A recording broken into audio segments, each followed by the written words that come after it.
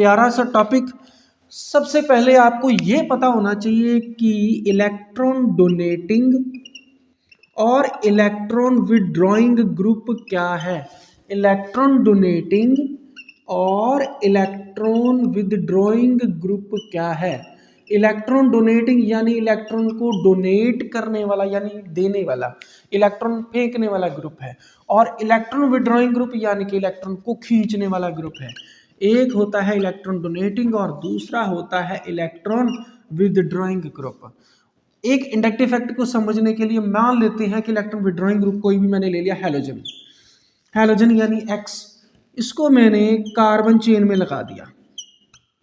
ठीक है, up to 4 carbon atoms एक चेन है, मान लीजिए हैलोजन है और कार्बन है, दोनों के बीच में सिग्मा बॉन्ड है, आगे भी सारे कार्बन कार्बन सिग्मा बॉन्ड है। तो इसमें सिर्फ सिग्मा बॉन्ड है, पाई बॉन्ड कोई नहीं है। अब एक चीज नोटिस कीजिए कि हैलोजन और कार्बन का जो बॉन्ड होता है ये पोलर होता है। कौन सा होता है ये पोलर बॉन्ड होता है। और इस पोलर बॉन्ड में ज्यादा इलेक्ट्रोनेगेटिव हैलोजन है। हैलोजन इलेक्ट्रॉन्स को खींचने की कोशिश करेगा, जिसकी वजह से इस पे हल्का सा नेगेटिव चार्ज आ जाएगा। और क्योंकि कार्बन से इलेक्ट्रॉन खींचा है तो कार्बन पे कौन सा चार्ज आ जाएगा, पॉजिटिव। जिस कार्बन से इलेक्ट्रॉन खींचा है मैं उसको फर्स्ट कार्बन मान लेता हूँ, अगला जो कार्बन है उसको मैं सेकंड कार्बन, उससे अगले कार्बन को थर्ड और उससे अगले को फोर्थ कार्बन मान लेता हूँ। अब देखो इस कार्बन पे अगर पॉजिटिव चार्ज आया तो इसको देखकर अगले कार्बन पे भी हल्का सा पॉजिटिव चार्ज आ जाएगा, उसको देखकर उससे अगले कार्बन पे भी हल्का सा, बिल्कुल हल्का सा पॉजिटिव चार्ज आ जाएगा।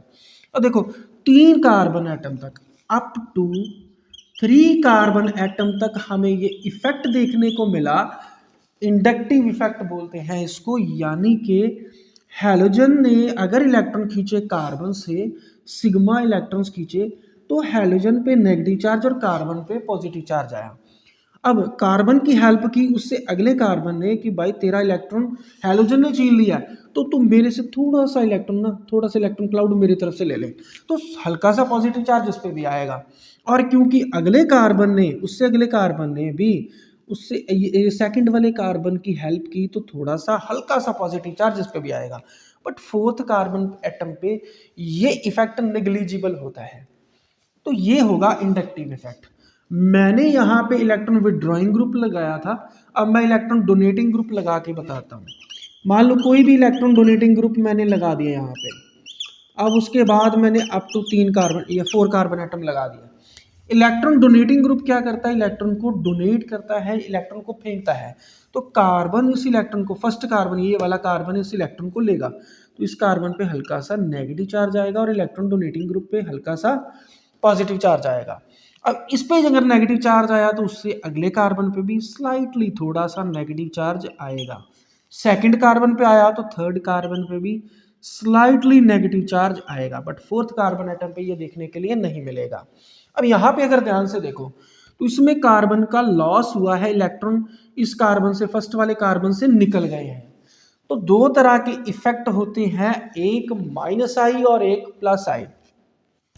क्योंकि कार्बन से इलेक्ट्रॉन निकल गए हैं तो ये कौन सा इफेक्ट माना जाएगा, माइनस आई इफेक्ट, क्योंकि लॉस के लिए हम नेगेटिव साइन यूज करते हैं। और यहाँ पे क्योंकि कार्बन का फायदा हो रहा है, प्रॉफिट हो रहा है, क्योंकि उसको इलेक्ट्रॉन्स आ रहे हैं, तो ये कौन सा इफेक्ट होगा, प्लस आई इफेक्ट। 2 तरह का होता है, कोई भी इफेक्ट हो ना, चाहे इसके बाद जितने भी इफेक्ट आएंगे, रेजोनेंस आएगा, इलेक्ट्रोमेरिक आएगा, हाइपर कॉन्जुगेशन, कुछ भी है, एक चीज नोटिस करना कि अगर कार्बन का प्रॉफिट हो रहा है, कार्बन को इलेक्ट्रॉन आ रहे हैं, तो वो प्लस आई इफेक्ट है। और अगर कार्बन का इलेक्ट्रॉन लॉस हो रहा है, निकल रहा है, तो वो माइनस आई इफेक्ट है। 2 तरह के इफेक्ट देखने को मिलते हैं। क्लियर है जी। उसके बाद हम ये करेंगे, इसको मैं रब कर देता हूं, अगर आपने इसको नोट कर लिया है स्क्रीनशॉट ले लो या लिख लो, उसके बाद में इसको रब करके आगे चलते हैं। लो जी, मैंने इसको रब कर दिया। देखिए नेक्स्ट वाला जो है इलेक्ट्रॉन विड्रॉइंग ग्रुप कौन कौन से होते हैं। सबसे ज्यादा इलेक्ट्रॉन विड्रॉइंग होता है NH3 पॉजिटिव, फिर होता है NO2, उससे भी कम होता है CN, उससे भी कम होता है COOH, उससे भी कम होता है फ्लोरो, फिर होता है क्लोरो, फिर होता है ब्रोमो, फिर होता है आइडो, उससे भी कम होता है अल्कोक्सी ग्रुप, उससे भी कम होता है हाइड्रोक्सी ग्रुप, उससे भी कम होता है हाइड्राइड ग्रुप। ये सारे सीक्वेंस हैं, नोट कर लीजिए। उसके बाद इलेक्ट्रॉन डोनेटिंग ग्रुप करते हैं हम। सबसे पहले आएगा कार्बोक्सिलेट या COO नेगेटिव यानी कार्बोक्सिलेट। फिर आएगा टर्शरी कार्बोकेटाइन, टर्शरी कार्बन। फिर उसके बाद आएगा सेकेंडरी कार्बन। फिर उसके बाद आएगा प्राइमरी कार्बन। और फिर उसके बाद आएगा मिथाइल ग्रुप, और लास्ट में सर मिथाइल ग्रुप तक। ठीक है जी, ये नोटिस कर लीजिए plus I effect, electron donating group और इलेक्ट्रॉन विड्रॉइंग ग्रुप का सीक्वेंस। ये सबसे ज्यादा इलेक्ट्रॉन विड्रॉइंग है, ये सबसे कम इलेक्ट्रॉन विड्रॉइंग है, ये सबसे ज्यादा इलेक्ट्रॉन डोनेटिंग है, ये सबसे कम इलेक्ट्रॉन डोनेटिंग है। आपको इंडक्टिव इफेक्ट समझ में आया। अब देखो हम इसके रिलेटेड कुछ एमसीक्यूज सॉल्व करते हैं। चलिए अब MCQ. Inductive effect involves, inductive effect involves, first point, delocalization of sigma electrons, B, displacement of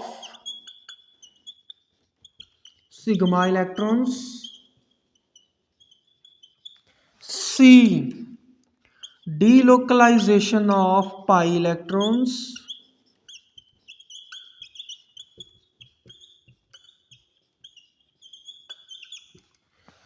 D,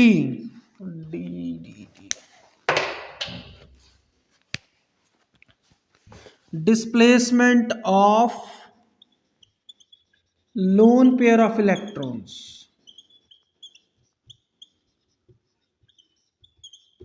तो बताइए कौन सा ऑप्शन सही है, A, B, C या D? डीलोकलाइजेशन तो नहीं होगा क्योंकि ये पाई में होता है। डिस्प्लेसमेंट हो सकता है सिग्मा, देखो मैंने बताया था ना सिग्मा इलेक्ट्रॉन्स डिस्प्लेस होते हैं। तो कौन सा ऑप्शन सही आएगा? B option. आपको ये मेरी वीडियो कैसे लगी? इंडक्टिव इफेक्ट अगर आपको अच्छी तरह से समझ में आया तो नेक्स्ट जो मेरी वीडियो होगी वो इलेक्ट्रोमैग्नेटिक इफेक्ट पे होगी।